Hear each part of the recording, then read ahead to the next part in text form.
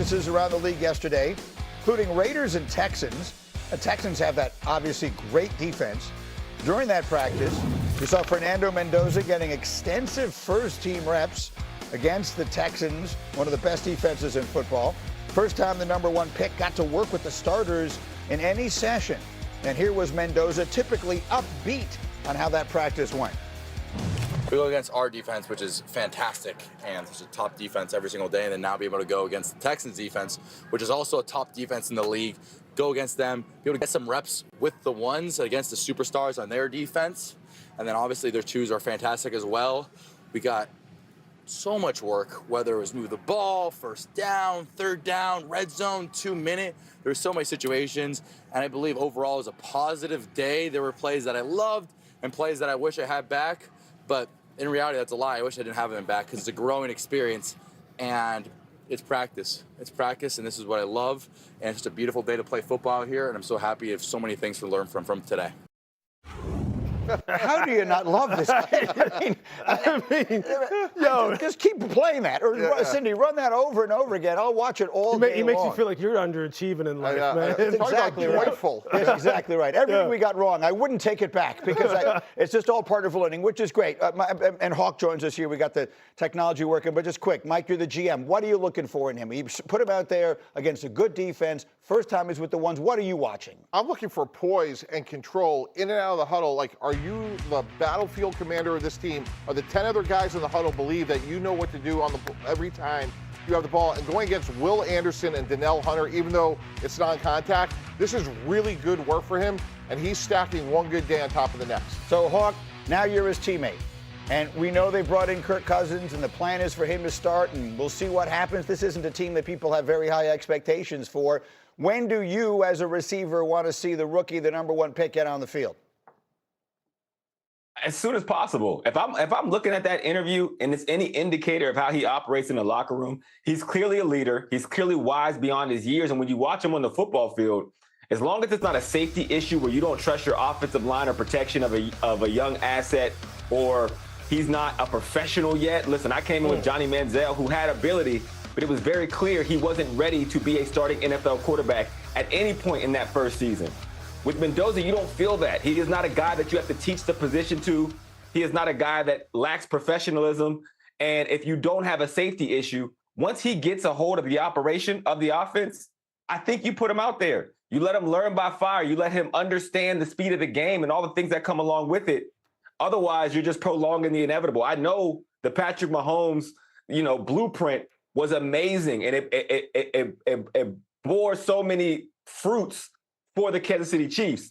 I'm not 100% sold that he still wasn't ready to be the quarterback as a rookie based on everything we see from Mahomes. So I think every situation is different. There's no question that Patrick was ready to be the quarterback when he was a rookie. And Kansas City had to sit on their hands. They knew what they had in the first minicamp. But the fact of the matter is this, though. Like, Alex Smith was playing great. He had a career year that year. If Kirk Cousins is playing good and the team is winning, then they have the luxury then of sitting and waiting and allowing him to kind of continue to develop. I think all this is going to be contingent upon how the team is doing and how Kirk is playing. If the team is struggling and Kirk isn't playing well, you're going to see him faster. If the team's playing good, Kirk's playing well, he's not turning the football over, they're being efficient, then they have the luxury of time. I think that's totally how this is going to go. Obviously, look, I think Clint Kubiak has said it perfectly. He's an ascending, improving player that is doing exactly what they want. He is right now meeting expectations. I think this is all about Kirk, the offense, the team overall. I think there's a nuance here. When you talk to people around the league, they are noting how Tom Brady, the owner, is managing the development of Fernando Mendoza. How so? Because when Tom Brady started, he was the fourth quarterback. Right. And he sat, and then obviously, improbably, things happen, and Drew Bledsoe gets hurt. But I understand what Lou and certainly Hawk is saying, but to me, it is clear they want Kirk Cousins to play this year, the way they paid him, the way they signed Tyler Lindenbaum. And I think that's the right way to go. When you're dealing with Sean Payton, Andy Reid, and Jim Harbaugh in your division, it is highly unlikely that the Raiders are going to be meaningfully competitive this year. So why not wait to at least Thanksgiving and go with the Alex Smith, Patrick Mahomes sort of dynamic? Because to me, I'd rather make sure that, and there's no doubt that he'll know what to do, but I'd rather have Fernando Mendoza learn on the sidelines and not take some of those hits, and then when you put him out there, hopefully he'll be successful. Yeah, I think this is one of these situations where you just got to play it by ear. You just got to see how it's going. You don't know how Fernando is going to continue to progress. You reasonably project that he's going to continue to digest this offense, absorb this offense, and continue to elevate his level. Look, I'll tell you this. If I was Clint Kubiak, if I was Tom Brady, if I was John Spytek, that first throw that he had to Malik Benson off of that play action pass, off of that play action against Arizona in the preseason, as soon as I saw that, I'd be like, oh boy, uh-oh.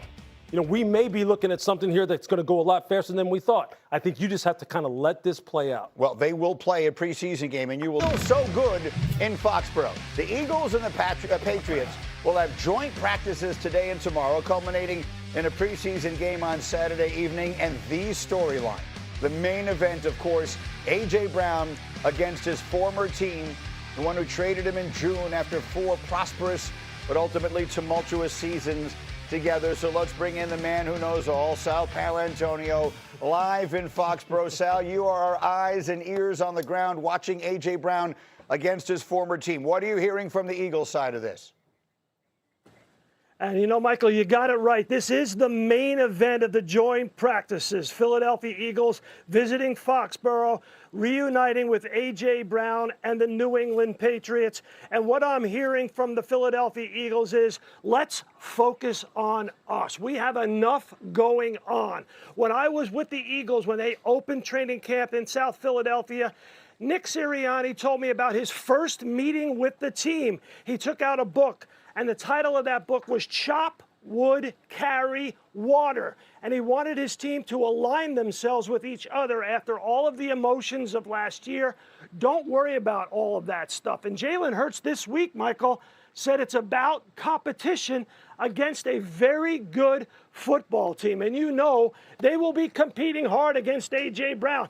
All eyes will be on number 27 out of the University of Toledo, Quinyon Mitchell, first-team All-Pro. He does a lot of talking on the field, as we know from a guy on that set. Those guys from Toledo, they're quiet off the field, but when they get on the field, they like to trash talk. They like to get after it, and they like to get after each other. So you will see Quinyon Mitchell one-on-one with A.J. Brown today on the practice field, Michael.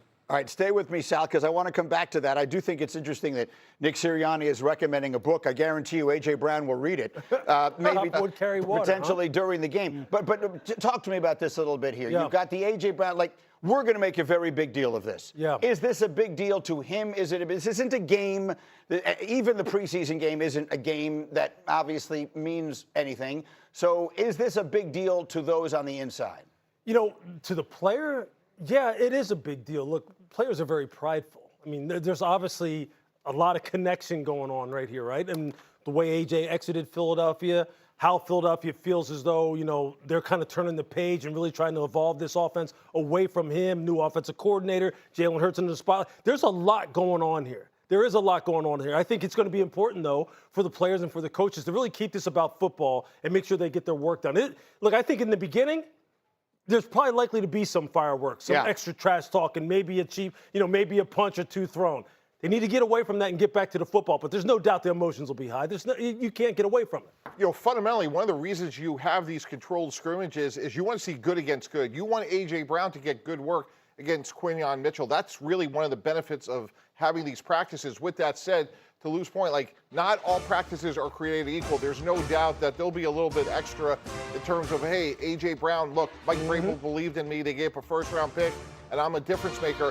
One thing that's interesting to me, guys, is if we think about the receiver position as a basketball team, A.J. Brown's their power forward center. He went up the road. My fundamental question for this Eagle team is, who is replacing him? Yeah. Who's doing the heavy lifting going across the middle for the Eagles? Well, let's go back to Sal on that, because, Sal, you and I exchanged a couple notes last night, and I thought you had very interesting insight. We've talked a good deal here over the course of the summer about another new offense for the Eagles, another new offensive coordinator, another new play caller, another new system for Jalen Hurts to run. I thought you had really interesting insight. How has that looked as we approach the start of the season?